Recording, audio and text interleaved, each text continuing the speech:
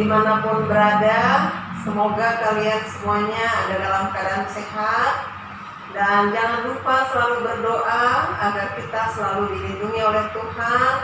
Dan COVID-19 yang sedang melanda negara kita dan juga seluruh dunia ini bisa segera berakhir.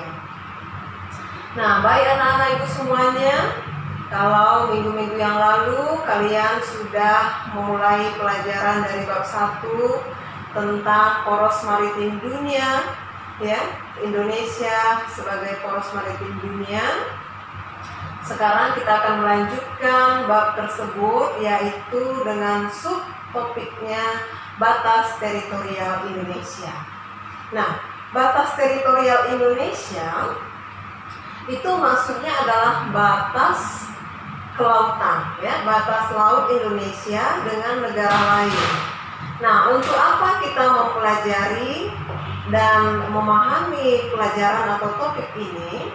Manfaatnya yang pertama adalah sebagai warga negara yang baik, kita wajib tahu sejauh mana batas teritorial atau batas laut Indonesia dengan negara yang lain. Apalagi negara kita ini dari sudut manapun, ke sebelah manapun kita pergi, yang kita temui adalah laut, ya. Jadi laut Indonesia ini selalu ada berbatasan dengan laut negara lain. Nah, yang kedua, kalau seandainya nanti di kemudian hari kalian menjadi angkatan laut atau mungkin menteri kelautan atau apapun yang berkaitan dengan maritim, itu sudah menjadi modal kalian mengetahui batas teritorial Indonesia. Batas teritorial Indonesia. Batas teritorial ini sebenarnya sejak Indonesia masih dalam penjajahan Belanda, ini sudah ada ditentukan batasnya, yaitu sejauh 3 mil dari garis pantai pulau terluar, 3 mil ke arah laut. Itu sebelum Indonesia merdeka. Nah, tetapi setelah Indonesia merdeka, beberapa tahun kemudian, yaitu tanggal 13 Desember 1957, pemerintah Indonesia sudah membuat ketetapan, sudah menetapkan batas laut teritorial itu sejauh 12 mil. Nah, kemudian pada tahun 1982, kesepakatan ataupun ketetapan yang dibuat pemerintah Indonesia ini diakui oleh dunia, ya, diakui oleh dunia dalam konvensi internasional, namanya Konvensi Hukum Laut Internasional. Waktu itu diadakan di Jamaika di Amerika Tengah. Nah, ketentuan yang dibuat oleh pemerintah Indonesia tadi diakui oleh dunia, ya, bahwa hukum laut internasional itu berlaku, mulai diakui oleh dunia sampai pada saat ini. Nah, hukum laut internasional itu yang berlaku sampai saat ini itu apa saja sih? Nah, ini dia. Yang pertama adalah perairan Nusantara. Kemudian yang kedua adalah batas teritorial, ya, laut teritorial. Kemudian yang ketiga batas landas kontinen, dan yang keempat adalah zona ekonomi eksklusif atau sering disingkat dengan ZEE, ya. Nah, kita akan bahas satu persatu. Nah, perhatikan yang pertama, perairan Nusantara. Apa sih itu perairan Nusantara? Nah, pengertiannya ini dia.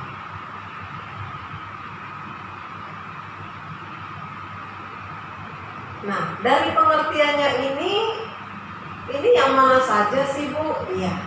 Yang mana yang disebut dengan perairan Nusantara? Nah, perhatikan gambar berikut ini. Nah, ini dia.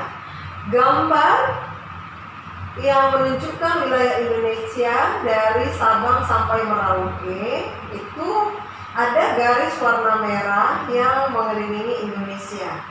Nah, garis warna merah ini sudah dibuat bahwa itu menandakan garis pangkal pantai pulau terluar Indonesia.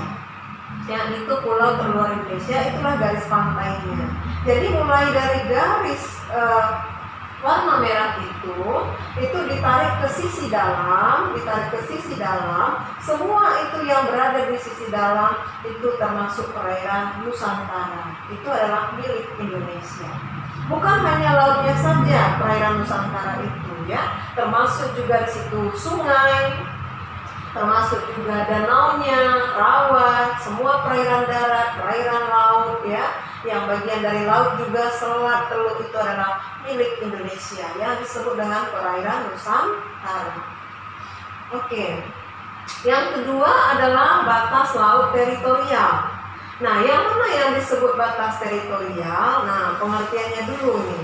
Ini pengertiannya. Oke.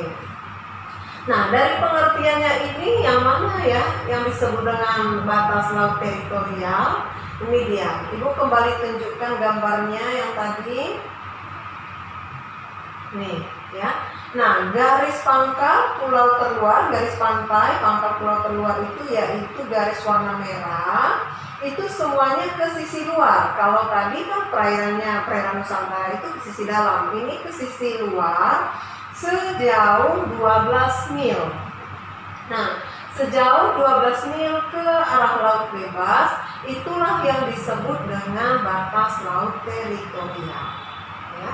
Nah, batas laut teritorial ini juga adalah menjadi haknya Indonesia untuk mengelola sumber daya alam apapun yang ada di dalam laut. Apakah negara lain bisa mengelolanya? Tidak bisa. Mereka hanya boleh melintas saja, lewat saja, tapi tidak boleh mengelola ataupun mengambil sumber daya alam yang ada di dalamnya. Nah, muncul pertanyaan, misalnya negara Malaysia dan Indonesia itu kan jaraknya sangat dekat, barangkali tidak sampai 24 mil.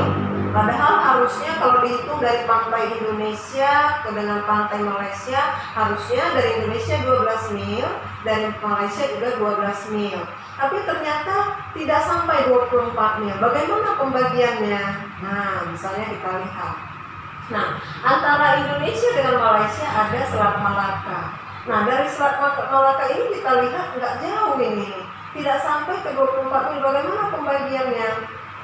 Harusnya kan 12 mil ke Indonesia, 12 mil ke Malaysia. Nah, pembagian seperti ini harus dibagi sama panjang atau sama luasnya.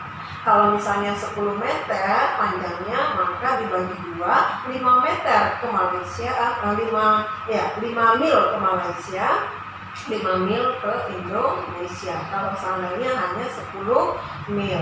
Nah, jadi itu tergantung pada luasnya atau jaraknya berapa, lalu dibagi tengah atau bagi 2.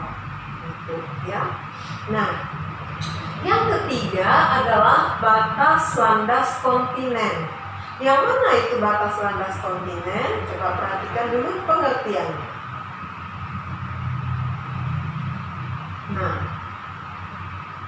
Nah, dari pengertiannya ini yang mana ya yang dimaksud dengan batas landas kontinen?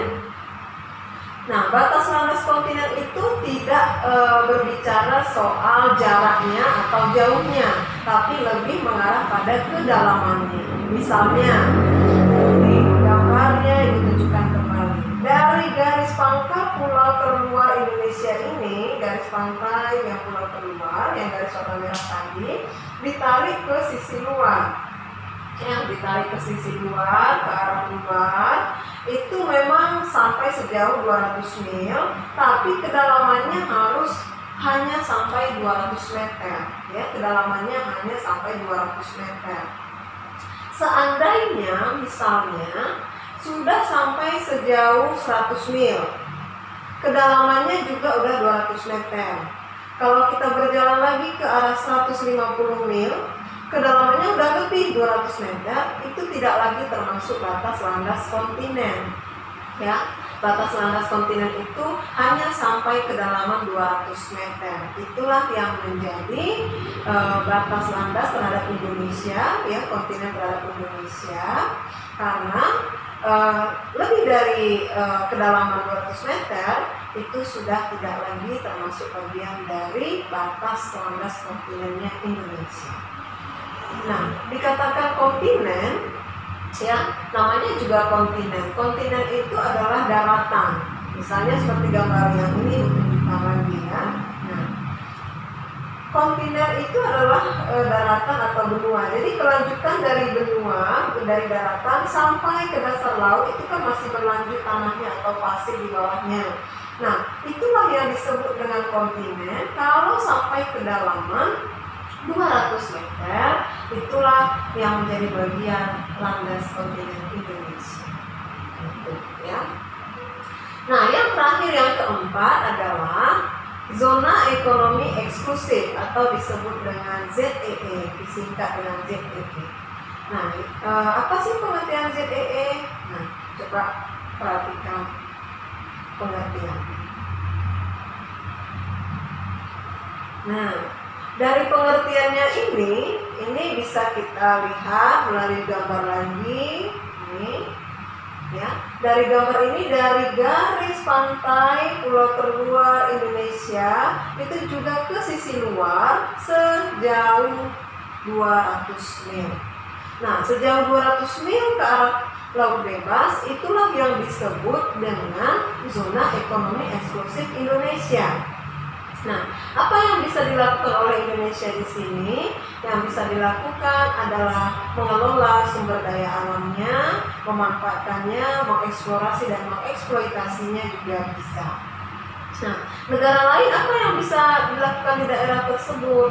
Mereka boleh lewat melintas, berlayar, kemudian boleh memasang pipa atau kabel di bawah laut kalau ada keperluan untuk negara mereka.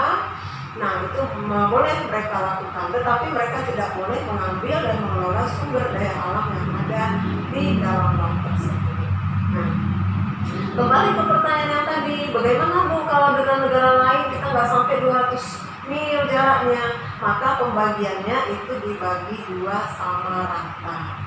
Ya, misalnya jarak antara Indonesia dengan Filipina, Bu, kan cuma sekitar 300 mil misalnya. Bagaimana pembagiannya? Maka 150 mil dari Indonesia, 150 mil dari Filipina. Nah, inilah yang disebut dengan batas teritorial, ya. Batas laut teritorial ada 4, ini harus kalian ingat, yaitu perairan Nusantara, laut teritorial, batas landas kontinen, dan juga zona ekonomi eksklusif. Oke, anak-anak ibu semuanya, demikian yang bisa ibu jelaskan hari ini. Yang mungkin masih belum paham atau masih ingin ditanyakan, boleh langsung ditanyakan kepada ibu. Ada hal-hal yang ingin didiskusikan, juga silakan didiskusikan, ditanya ke ibu secara langsung. Terima kasih. Sampai ketemu di pertemuan atau di pelajaran berikutnya. Selamat pagi.